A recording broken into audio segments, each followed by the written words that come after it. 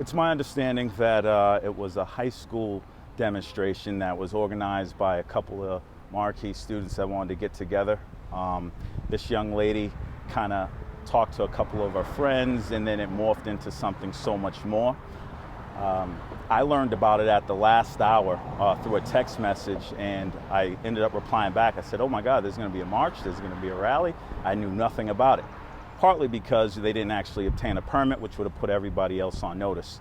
But it's absolutely a good gesture, and I'm glad that NAPD allowed them to still move forward with it in lieu of that. And again, the high school student's phenomenal. I had a chance to meet with her, ask her some questions, introduce myself formally, and I was just ecstatic when I was here yesterday, or Wednesday rather. From what you could see while you were here, what was the reaction? Kevin Daggett of North TV was here getting video. Mm-hmm. People were beeping their horns. It seemed to be well received. That's right. I was very intentional in wanting to be in the background. I don't think it needed the presence of a politician in the front wasn't necessarily necessary. It was about the students. It was the platform for them to have their voice and be seen and be heard. But the energy, the love, I sensed compassion, empathy. It was just, it kind of blew my mind to see cars drive by once and then feel compelled to turn around, drive by again, and just embrace everything that folks were saying. And it was peaceful. There were a lot of people that were driving by and even decide to pull over and just join in as well.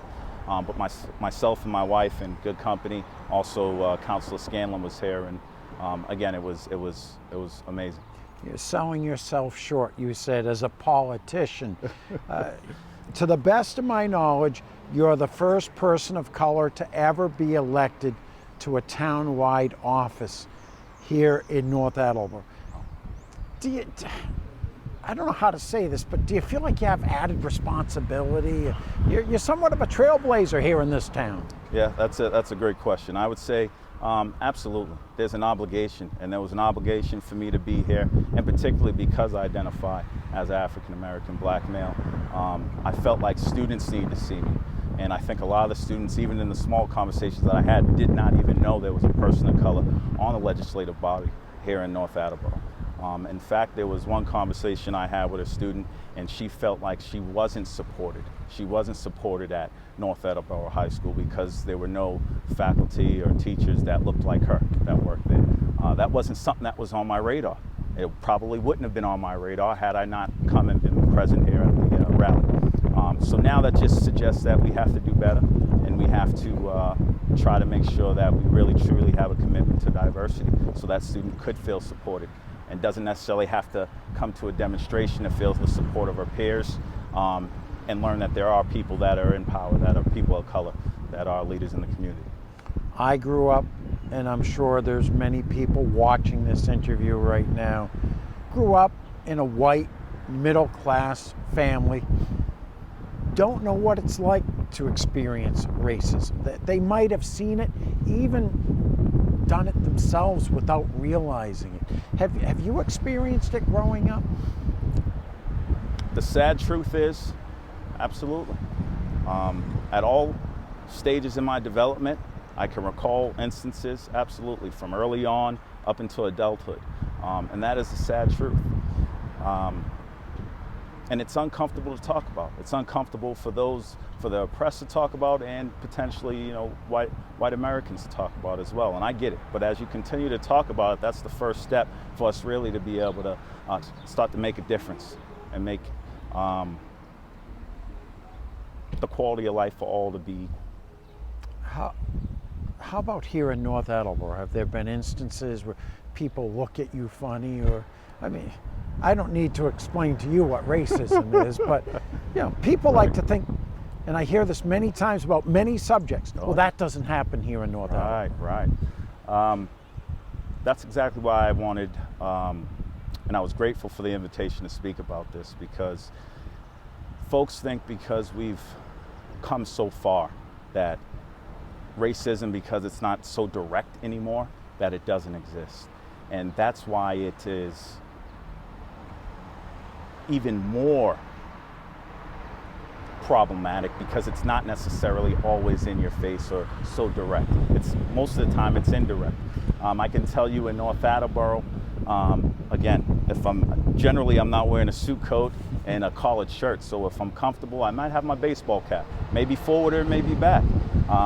You know, I'm not exactly a small guy, so there's been instances where I walk in to go get cash out of the ATM and maybe the elderly woman clutches her purse and takes guard and a little more precautious.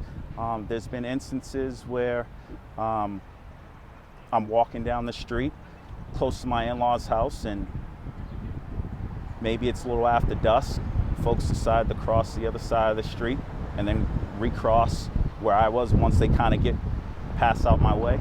Or, you know, and part of it is, you know, you almost become numb to those things and it almost becomes just a way of life. But there is emotional baggage that when you constantly carry that. And one of the terms that I learned in graduate school is, you know, all that it kind of equates to a microaggression.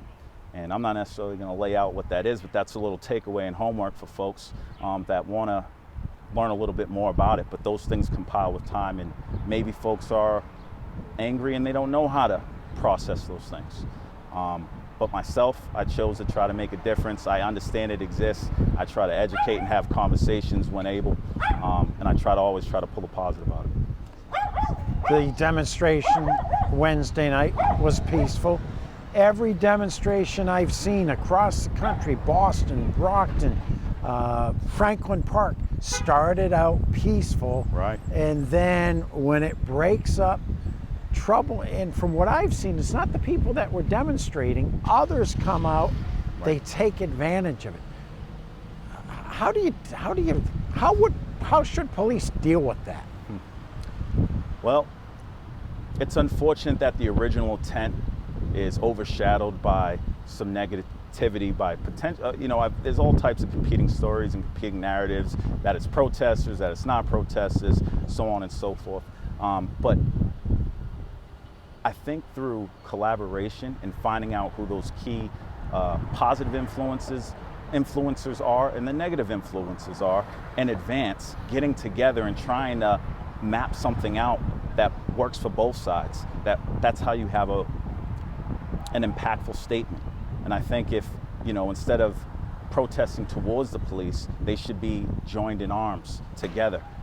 It shouldn't be they're there to protect and make sure, rioting or looting doesn't happen. That should be, I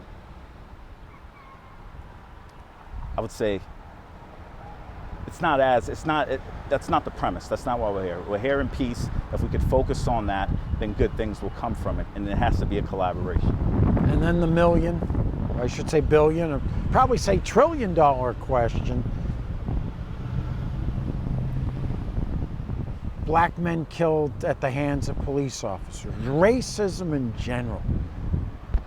How do you overcome that? I mean, we're talking centuries. Well, I don't think it's something that you want to forget. I think that it's something that it's a part of the U.S. history. It's a part of the fabric of the United States of America. And even though it is a heinous time, it shows strength. It shows resilience for Black people in particular on how we were able to still advance. And we should always use that as a barometer as to that's where we were, but that's not telling where we're going. And through collaboration and working together, I think there are brighter days.